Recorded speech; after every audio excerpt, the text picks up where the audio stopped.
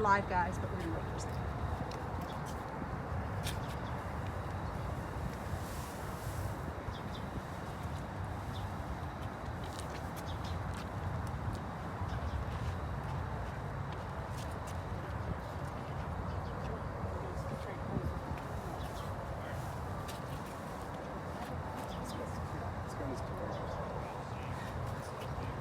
All right, John, do you want to welcome everybody? Hey, Kyle. Hi, everybody. Welcome to Fitz Fridays. My name is John Walzak, your zoo's director. I want to thank you all for joining us. I want to thank Ford and T-Mobile for sponsoring our spring and summer activities. Kyle, you can go back to the elephants. Nobody wants to see me. They want to see Fitz and Mikki.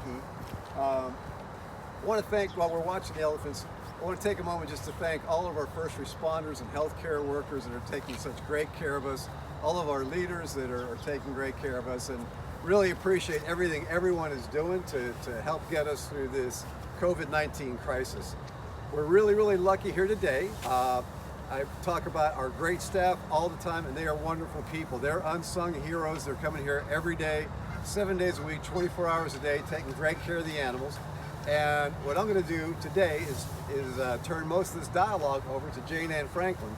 She is our curator of mammals and takes care of all the operant conditioning programs here at the zoo and making them work. Jane Ann? There you go. Hi, Jane Ann. Hi.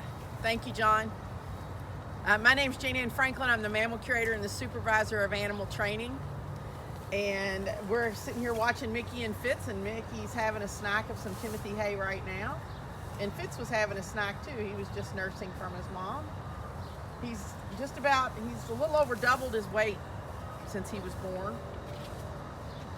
We're out here, Mikki was getting some exercise, doing some extra work to make sure she stays fit and keeps everything moving along the way it's supposed to. And you can see she's got her to-go bag going too. She has her flake hay up on her tusk. She can take it wherever she likes. We have a hello going out to the class, the K4 class at NHCS. So welcome, you guys. Yeah, welcome. So class, Jane Ann is our mammal expert and our training expert. So we invite you to offer any of your questions, and let's treat this like Stump the Stars. Let's try to come up with the toughest questions we can about elephants and mammals and training, and see what Jane Ann can answer. And that's okay. If we can't answer it, we'll look it up. Thank you, John. I appreciate your faith in me. I've got total faith in you, Jane Ann. Well, guys, we have our first question. This might be more for John here. Are there any planned fundraising efforts underway to help Fitz stay at the zoo? That's a great question. Right now we don't have a campaign going on for our African savanna. It is something that we'd like to do. Obviously, with the COVID crisis going on, there's a lot of need out there, and we want to be sensitive to all the needs for human services and your zoo. If anybody would like to try to help us get through this COVID crisis, since we're not open, we're accepting donations as well. So yes, we will be talking about a capital campaign in the future to try and keep Fitz here at the Louisville Zoo. It's going to be a little bit while off, though, because COVID has changed all of our lives. But that's a great question, and thanks for thinking of that. We have another hello to a class at NHC K4B. Welcome, guys. Hey, how you guys doing? All right, we have our first question. Let's see here. Brenly would like to know how long Mikki and Fitz sleep. Well, they sleep varying amounts of time throughout the night. They may lay down and she'll sleep for an hour or so at a time. Now, Fitz, being a baby, he will sleep several hours at a time. So, but it's not an 8-hour stretch like you would think. It's usually a couple hours at a time, maybe for a total of 4 or 5 hours a night. As we're talking to you too, we apologize if it sounds like we're yelling at the microphone, but we are. We are. We're social distance. We don't have a microphone that we're wearing, and with the cloud cover, you can hear a lot of the traffic off the interstate today. So sorry for yelling, but we want to make sure you can hear us. Have another question coming in from Lisa. How much does Fitz weigh now? We mentioned that he doubled his weight. He's 640 pounds. And how much was he when he was born? He was about 260, 270. And Brooke would like to know how long Fitz will nurse. Fitz actually can nurse for up to 4 years. Chances are his mom will start to wean him, and it would all just depend on the nutritional value of that milk and how much solid food he's eating. And at a certain point, as he gets older, nursing is more of a bonding experience. It's not about nutrition.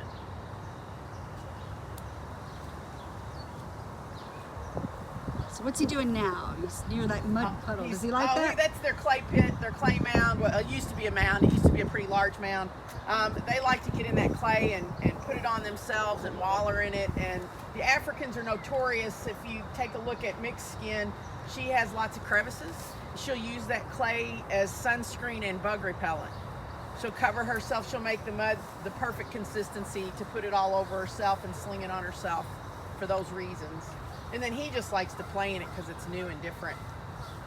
I think that's a great lead in to talk about how she's brown and he's gray, right? Right, and yes, he just doesn't have the Kentucky clay stain yet, and he will eventually get that. But that's part of, even though she gets a bath every morning and she gets scrubbed every morning, she still has that red tint to her. So Kate, who is age 9, would like to know how old Mikki is. Mikki is 34 years old. Jenny would like to know, have we tried introducing Punch to the two? We're working towards that. They actually were outside all day yesterday with Punch in one yard and the Mikki and Fitz in the adjoining yard. So they were around each other all day. We're taking our time. We want to make sure it's all good with the elephants. Hadley, who is 5, would like to know when Fitz's birthday is. You know, it's August the 2nd. Yeah, that's kind of a blur in my world, so I'm glad somebody knew that. I knew it was in August.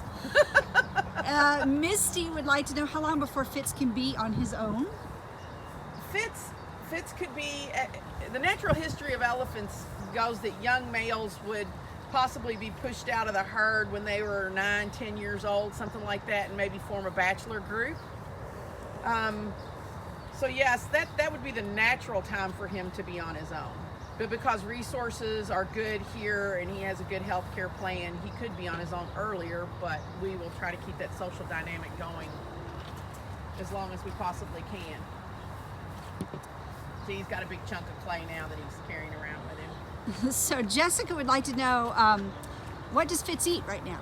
Fitz primarily nurses from his mom, so he gets his mother's milk, but he is starting to eat hay. He has been eating hay for a while. He's starting to get some of a grain diet, which has a little bit of oats and bran and some chopped up carrots and some chopped up oranges and some bananas. So Jane Ann, I'm going to put you on the spot. What is the first solid food that Fitz ate? You are going to put me on the spot. Sorry, we're moving to get you a better view, guys. Oh. Thank you. I wasn't even going that direction. It was his mom's poop. All right, so if Fitz ate mom's poop, that was his first solid food, his first few days of life. Right. Why did he eat his mom's poop? Well, we all know the big to-do about probiotics and making sure our gut flora and the bugs in our gut are correct. That's how Fitz got his, is he ate that from his mom, and that made sure that it was compatible with his system, and it helped him to start to be able to digest food correctly. We have a couple questions coming in about Punch. First of all, how old is she? And does she seem to be curious and reacting with them as far as seeing and smelling them? Oh, yes. Punch is 50 years old. And yes, she is quite curious about both of them. And she's curious about Fitz quite a bit. And they get to smell each other, and they smell what each of them leaves behind as well. So we make sure that we're letting them, it's almost like when we do open the gate, it'll be a no-brainer. It'll just be, yeah, okay, good. He's messing with you, isn't he, Kyle? He is messing with me. He won't stay put, guys. I'm trying to get you a really good angle of him. Messing around the gate. I hope he stays here for a second. Jenny would like to know when his tusk will start showing. That's kind of an individual thing. He has been pushing on things with his mouth and his upper lip there. So what they'll have something that's called a tush that comes through, or a pearl, and it's like almost like a baby tooth. and then his tusk will start coming out. But he probably 2.5 years, we'll probably be able to see it. He'll know it's there way before then. So Bethany would like to know if he still likes crawling over the logs. Yes. As we see him climb this rock here. Yes. It's kind of interesting that he's wandering this far away from his mom. Yeah. So I'm going to give you He's a little. a very, Mama's he's there. a very confident little elephant. Oh, he's going to move on me again. He just realized how far he'd gotten. All right, we're going to chase him again, guys. Oh, he's catching up with Mom. There he is. Karen would like to know how long elephants live for. Elephants can live up to, on the rare occasion, they can live up to 70. Typically, they're 50s. Deanna just wants to reiterate when he was born, August 2nd. August 2nd.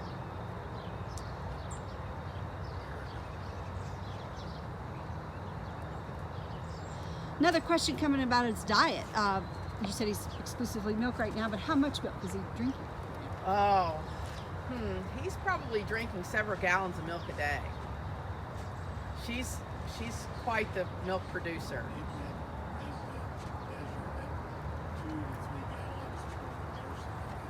Yeah, they've been measured at 2 to 3 gallons of milk per nursing event.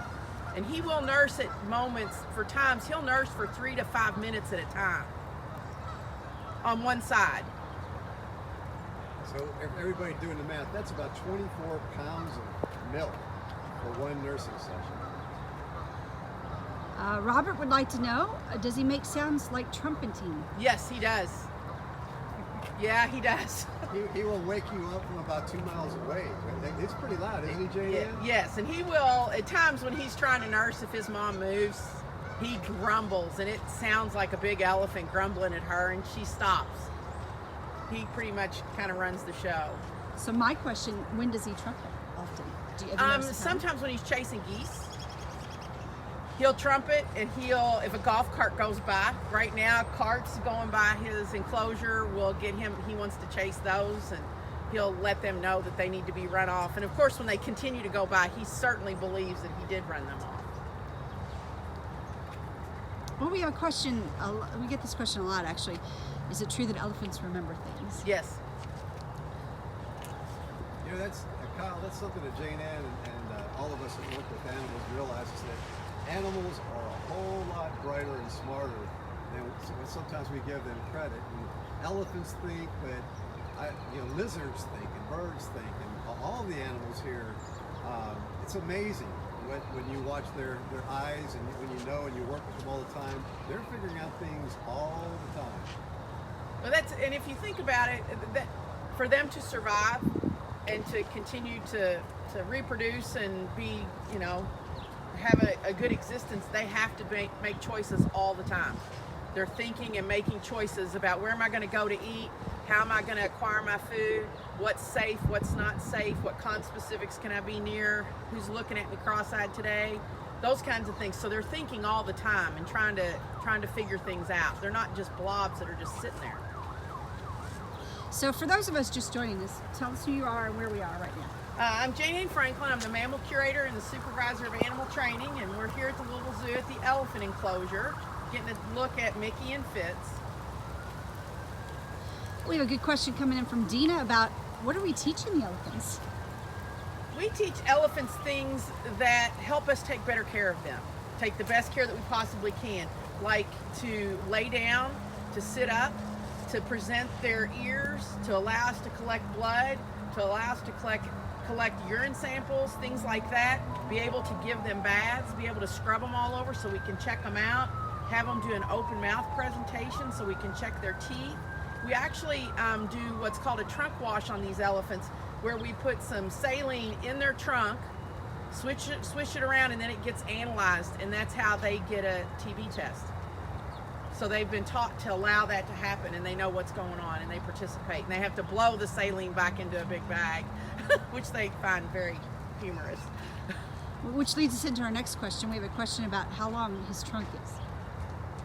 Oh, that's hard to say how long his trunk is. Elephants, the rule of thumb for us when we build anything or hang anything is we try to get it at least 19 feet high. So for him right now, his trunk is probably about 3 feet long, but they can extend their trunks. And sometimes they will only use them for certain things, and then when they really want something, there's another 6-8 inches.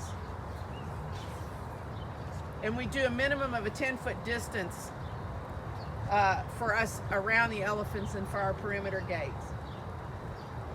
Edna, hey Edna, you're joining us from El Paso. Hello from El Paso. Anne has a question. When will Fitz get his teeth? He's got teeth.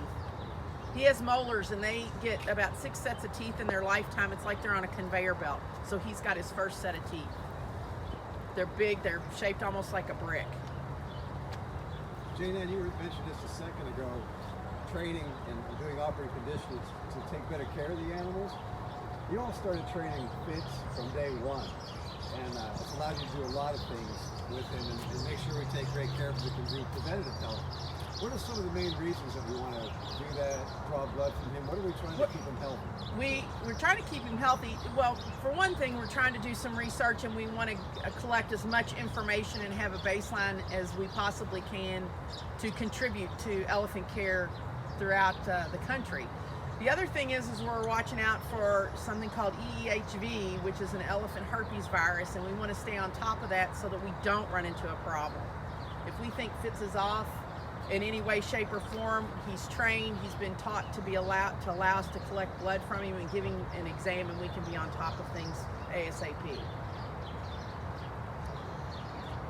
So we have a question coming in from Jackie about does the baby have a relationship with the father? He acts like his dad, but no, his father's in Pittsburgh. We actually had a question last week from somebody named Jackson about what the name of his father is. Yes, it's Jackson. What's the name of Fitz's But he does behave like his dad on some levels. So we're getting some questions about weight, so why don't we just recap how much the two of them weigh and how old they are. Mikki weighs around 8,400 pounds right now, and that'll vary by 100 to 200 pounds in a day easily. And right now, Fitz is weighing in at about 640 pounds.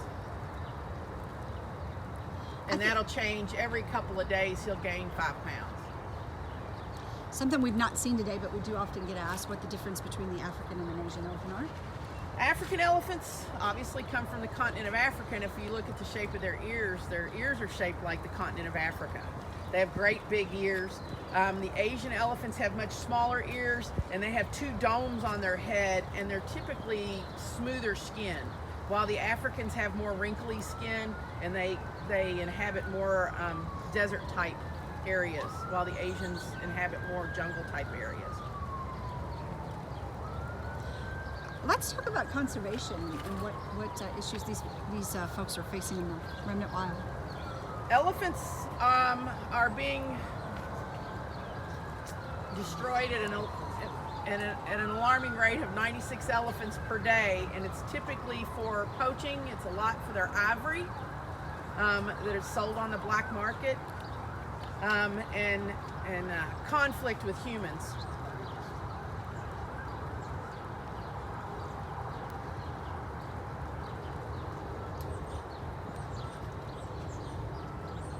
While we're waiting for our next question, if I can, I just want to thank our friends at Ford and T-Mobile.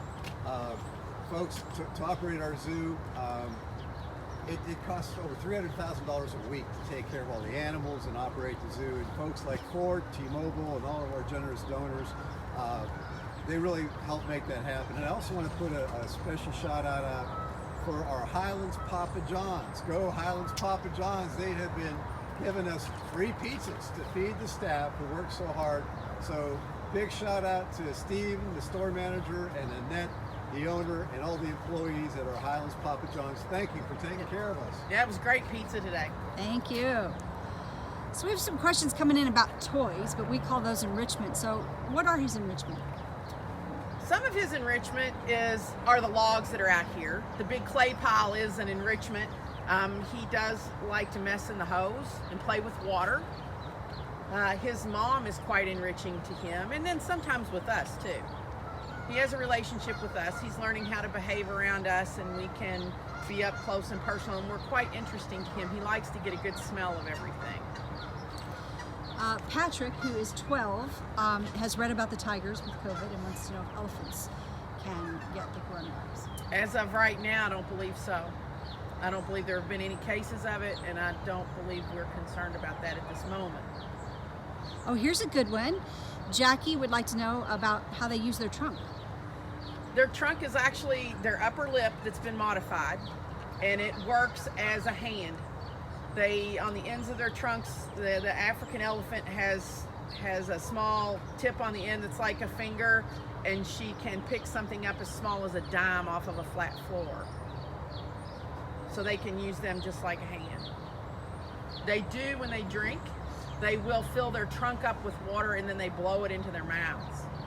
So that's another interesting way they use their trunks. So this question hasn't come in today, but we do get this a lot about, are the animals missing people? Missing the guests? I believe that they are, because you got to figure, we're watching them, they're watching us. So they're watching what's going on. It's quieter. They don't hear the radio chatter from the staff. It's, sometimes I think it's like you turn on a movie and they see different people every day, and it's always very stimulating. I know some of the primates, I feel certain, because over years you would see that when our visitation would go down, and they would be like, hey, what's going on? And then when visitation comes back up in the summer, they're always interacting with the public. So of course it's going to have an effect. I can tell you that this animal here, I really miss the public. We can't wait to get you all back, folks.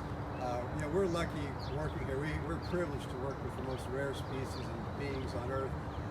But it's a great place just to relax and catch a breath. And we know you miss your zoo. And as soon as it's possible for us to open, and I will tell you, when we reopen, we're doing everything to safeguard you and make sure it's a safe experience. But we're looking forward to getting you back as soon as we can manage all that, and as soon as our health officials say it's okay. I think, John, that leads us into another question. We have a banner across the screen that everyone's seen, the LouisvilleZoo.org/together banner, which talks about ways they can support their zoo. Can you talk a little bit about that? Yeah. It's we're a nonprofit.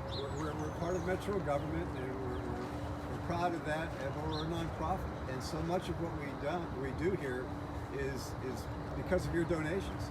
Matter of fact, all of our efforts that go to help save elephants in Africa and Asia and polar bears in the Arctic and doves in Micronesia and animals all over the world, that's from our guests and our members. Every time you come to the zoo as a member or you buy a ticket, dollars go to help us send money directly to save animals in a remnant wild. And to get that message out, the staff always hears me say there's never been a more important time in the history of the world for a modern AZA accredited zoo. And so we're here so that you can enjoy these animals, learn about them, and that also we can help all of their cousins, the animal ambassadors around the world. So all the donations, everything you can do to help support your zoo, you're not only helping your zoo, but you're helping animals in the remnant wild across the world.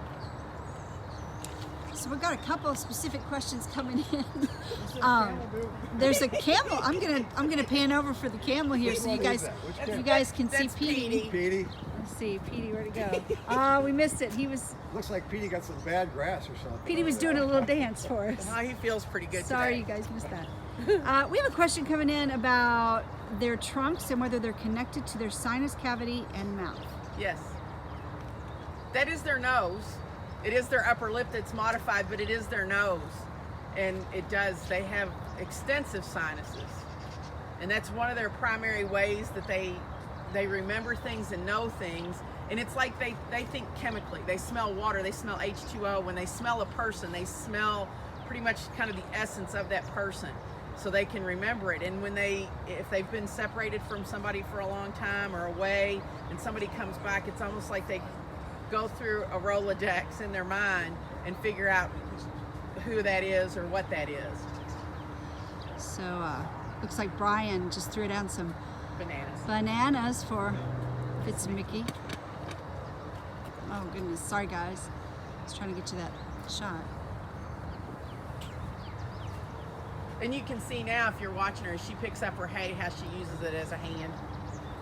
Jane, And she shakes the sand off of it to put it in her mouth. their trunks, ballpark.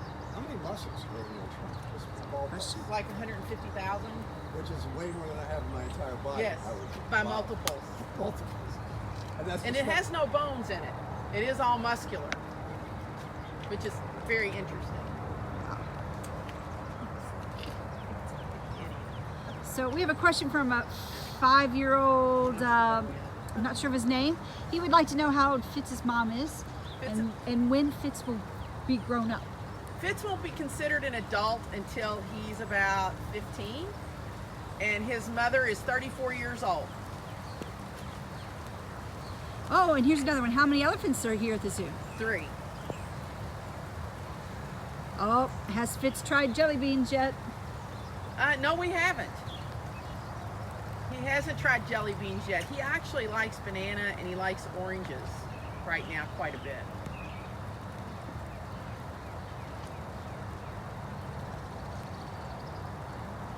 Oh, Hudson.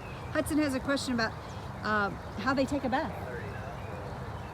Well, if they give themselves a bath, then they get water and they splash it, they fill their trunks up and they throw it up on their backs and they'll wash themselves. But in the mornings, they get a bath every morning with us, and we ask them to lay down and we hose them off with a pressure hose, and we check them out all over and look at their feet really well and just check them from one end to the other. Sweet.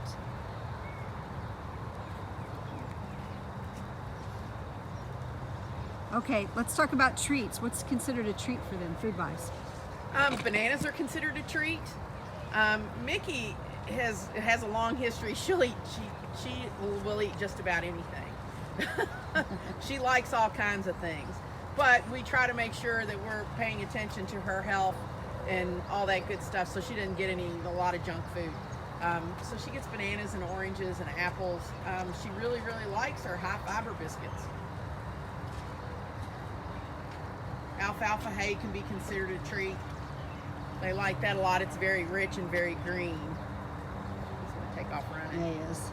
Jane, with that alfalfa hay too, we kind of have to be careful with those rich treats too, don't we? Yes. Yes. A horse. She's monogastric, just like a horse, and if you give them too many rich things at one time and they produce too much gas, they can get an upset stomach. And so we have to really balance her diet and really watch her exercise levels and how much food she's eating. We weigh out her food, including her hay gets weighed every day.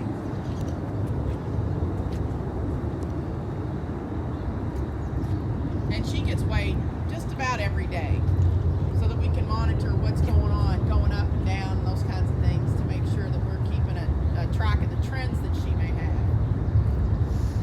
Well, this is actually a good question. Maybe John can take this one. 9-year-old Greta wondered if we had thought about calling our volunteers just on Zoom to chat them up about missing the animals. Oh, Greta, it's first of all, I'd love to do that. We have over 1,500 volunteers, so it would take a big screen to talk to all of our volunteers.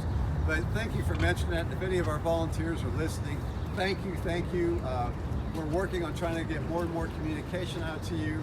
I apologize that we haven't been talking to you enough, but we appreciate you, we miss you. We've just been kind of busy taking care of the zoo. And of course, you make that easier for us. So right now, for your safety, we've been asking you to let us make sure we can keep you safe. But to our docents, to all of our volunteers, docents are our volunteer educators. We miss you. Thank you, and thank you for that question, brother. Okay, everybody, it's 2:30. So, is there any last things you guys want to talk about in the wrap up, real quick, before we say goodbye? I want to say thank you to Jane Ann, and next time we got to get questions to stump Jane Ann. So thank you for that. Thanks to all of our staff here, folks. You've got a great group of zookeepers and facility staff. Everybody that works at the zoo, great people, doing a great job, 24 hours a day, 7 days a week. We want to thank Ford and T-Mobile for helping us financially and sponsoring our spring and summer Another shout out to our Highlands Papa John's for feeding the staff. Thank you for that free delicious pizza. And we want to thank all of you at home. Stay safe. I want to thank all of our healthcare workers and first responders and everybody that is out there stocking our shelves, making sure we have food, groceries, and taking care of us. Thank you all. We can't wait to be open to see you out here at your zoo again. And Steve Taylor's giving me a signal. What's that mean, Steve? Social distance. Oh, social Wait, distancing. I have to show Steve Taylor's social distance. No, Do the social Go ahead, distance, show us, Steve. show us. All right, thanks. I'll stay 6 feet apart. Thank you, Steve. All right. Thank you. Thanks. Y'all take care until next time. And that's Brian and that's Mark. Thanks, Brian and Mark.